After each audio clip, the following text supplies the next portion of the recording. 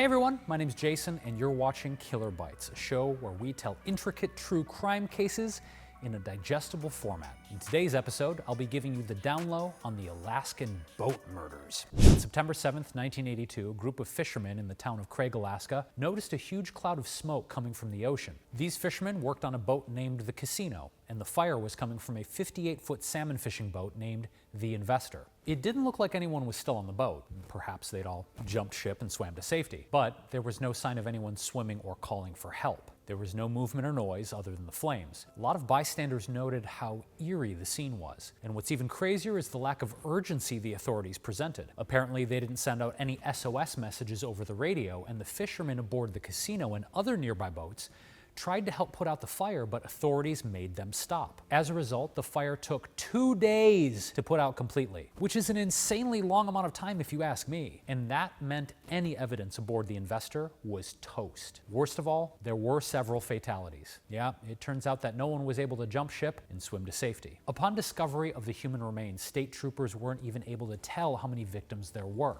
That's how charred they were. But over the next few days, the bodies were counted and identified using dental records. And these are the confirmed victims. 28-year-old Mark Coolhurst, who was the owner of the boat, his 28-year-old wife Irene, who happened to be pregnant at the time, their 5-year-old daughter Kimberly, and 19-year-old deckhand Michael Stewart, who was also Mark's cousin. But aside from these 4 individuals, the authorities found many more fragmented body parts believed to belong to the other teenage deckhands named Jerome, Chris, and Dean. Lastly, it's theorized that Mark and Irene's 4-year-old son John passed away on the boat as well, although his body was never recovered. There are many reasons detectives believe this. For starters, John was definitely on the boat with the family, and he's never been seen alive since. Not like he'd be able to swim to shore or avoid anyone seeing him and live on his own or anything. But detectives believe John was asleep in the section of the ship that the fire damaged the most. Since the flames were ablaze for so long, this probably happened and John's remains were burnt to ashes. Now, it sounds like all 8 of these victims passed away from asphyxiation due to the fire, right?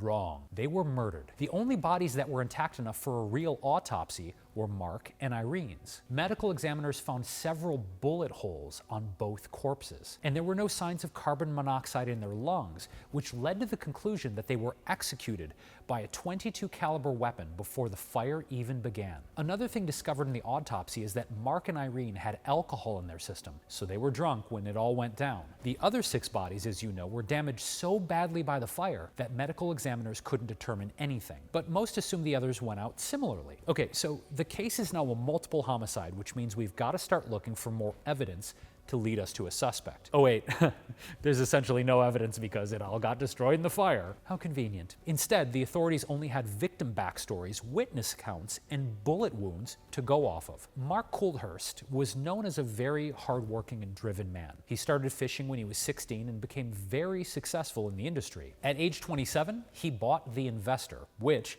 is a top-of-the-line fishing boat that most 20-somethings wouldn't be able to purchase at the price of $850,000. But Mark was that guy. There was one week in 1979 when Mark caught over $100,000 worth of fish. So when he told everyone he planned to retire at 50, they believed him. Now, Mark was a little cocky, and with fishing skills like his, I can't say that I blame him, but his cockiness and his quick temper did get him into fights here and there. And that brings up the idea that a criminal had a relationship with Mark and was threatened by him, or argued with him in the past or something. Anyway, Mark and his family were aboard the Investor with several deckhands, fishing through the final days of salmon season. On Sunday, September 5th, 2 days before the fire, the Investor pulled up to the dock to offload the 77,000 pounds of salmon they'd caught. Since the Investor was such a big, luxurious ship, it caught the eyes of everyone at the port that day. And a lot of people travel to Craig for fishing, so it's safe to say that most of these people were out-of-towners. This fact, of course, makes the search for a suspect that much harder. Anyway, Mark sold his salmon for $30,000, but the buyers weren't able to give him the money until the following day. Apparently, this was due to a discrepancy with the game and fish department being temporarily closed. But how convenient that the Coolhursts would be stuck in Craig for another day. And with everyone eyeing their boat, I can imagine these people started to suspect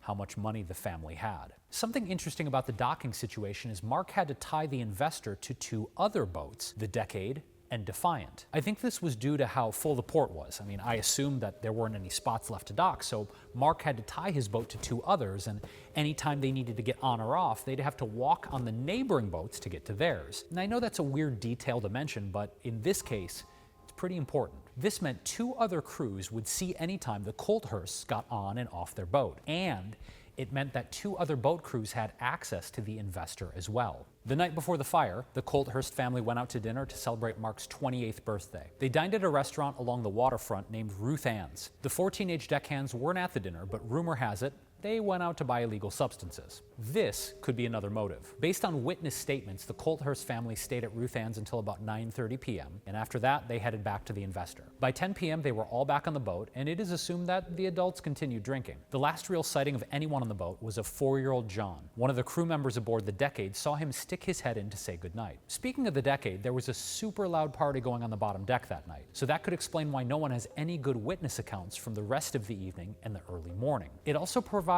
another potential group of suspects. Things seem to have gotten pretty rowdy on the boat, so who knows what the crew deck could have gotten themselves into. Okay, so the next witness account wasn't until 6:30 a.m. the following day. One of the deckhands aboard the Decade saw the investor coast away, and someone was driving the boat who waved back at them. At the time, the crew member thought it was Mark, but we later found out it wasn't. Whoever this was must have been the murderer, which leads us closer to a suspect. Before I dig deeper into this mystery man, let me finish the play-by-play of how investigators theorize the crime went down. So, the man drove the boat away from the dock and took it to a remote bay nearby where it was super foggy. Once he felt hidden enough, the man dropped an anchor down and opened the boat's seacock in an attempt to sink the boat. Now, everyone aboard the boat, aside from the criminal, is theorized to be deceased at this point. Witnesses didn't hear any gunfire or screams or anything, which is most likely because of the loud party on the Decade and the rain that came down that night. Okay, so now let's go back to the attempted sinking. I say attempted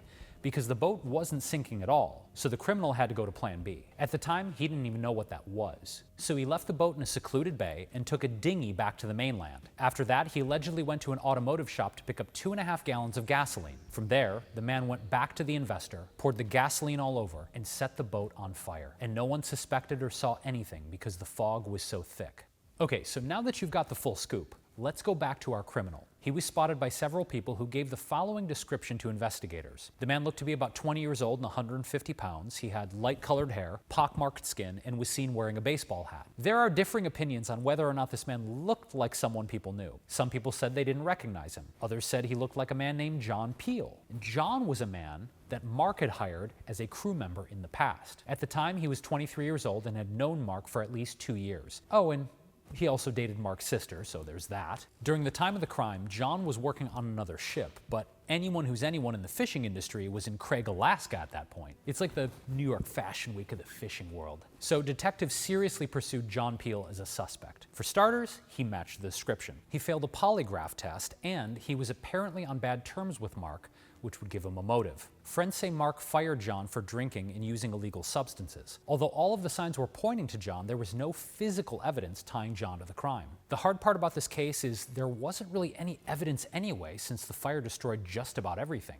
In 1984, 2 years after the incident, John Peel was arrested and charged with the crimes. His trial began in 1983, and it was based solely on circumstantial evidence. Several witnesses took the stand, sharing their various accounts as they related to John or a man that looked like him, but it just wasn't enough. The months-long trial ended with a hung jury. John had another trial 2 years later, which ended in John's acquittal. And this was a huge deal for many reasons. One, people were very invested in this case, as it was a huge, shocking tragedy. Two, John's trials ran for an extremely long time. And three, it was also one of the most expensive trials at the time, costing about $2 million. And at the end of the day, the biggest fault was the lack of physical evidence. It really seems to me that John did it. But how awful would it be if he was actually found guilty when he was actually innocent? John stood his ground on his innocence and even filed a civil suit for wrongful prosecution. He asked for $177 million, but ended up walking away with $900,000 several years later. As of now, no other suspects have been named, and the criminal behind the horrific Alaskan boat murders remains unknown. Do you think John did it, or was it someone else entirely? A deckhand from the Decade? The buyer of the 77,000 pounds of salmon? Or a random stranger who went after Mark for his money? Let me know your theory in the comments section below, and I'll see you next time on Killer Bites.